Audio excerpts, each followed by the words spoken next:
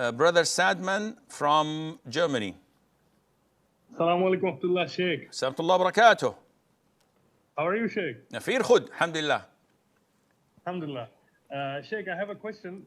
So basically, I wanted to ask you about the concept of Zuhud, like the detachment from the world.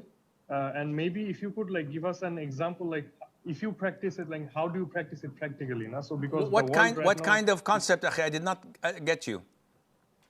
It's called Zuhud. No? In Arabic, I think it's called Zuhud, or in English, it's called detachment from the worldly affairs, right? So the Salaf Salihin Zuhud, okay. Zuhud. Okay, exactly. With a D in the end.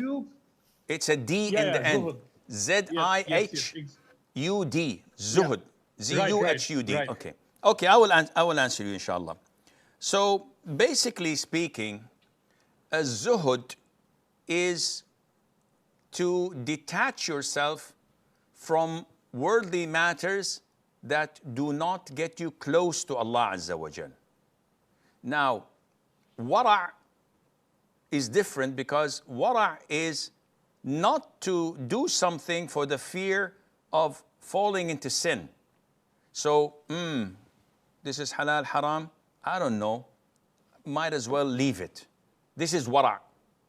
Zuhud is, this is halal, but I'm not gonna consume it because it's not gonna get me closer to Allah.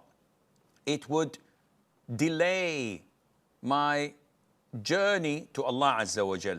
So basically speaking, a person who is in the state of zuhud would most likely not be indulged in buying fancy cars, big mansions, investing a lot of money, because he feels that this derails his journey to Allah Azza wa Jal. Not that poverty is good for him, not that he doesn't enjoy these things, but he feels that it may delay his progress towards being a righteous, God-fearing individual.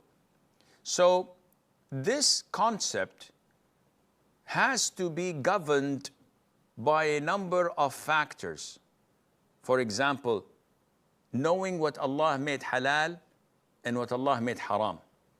Knowing what we may think that it is good to stay away from, while in reality, this is shaitan trying to make life difficult for us. So if you look at the Prophet's way of life, alayhi salatu wassalam, he was the master of all az-zuhad. He was the best in zuhd. Allah gave him the choice between being a prophet and a king or a messenger and a servant, and he chose the latter.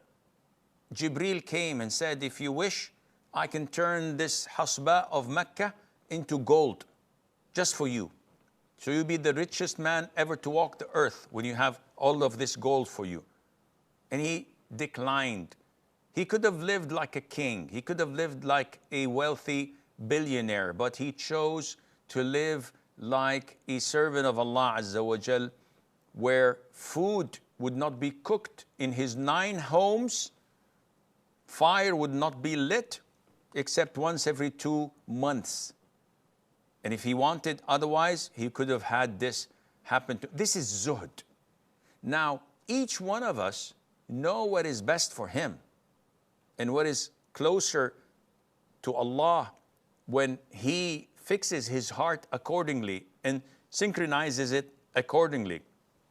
6 of the 10 heaven-bound of the companions were millionaires, and some of them were billionaires, but this did not negatively impact their journey to Allah Azza wa Jal. So we have to know how to balance, and Allah Azza wa Jal knows best.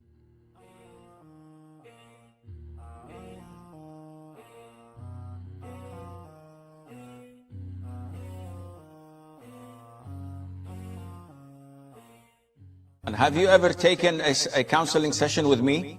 Go to my website and you will find counseling sessions and apply for one. If you can afford it, that's good for you. If you cannot, you're entitled for one free session. And this is for everybody.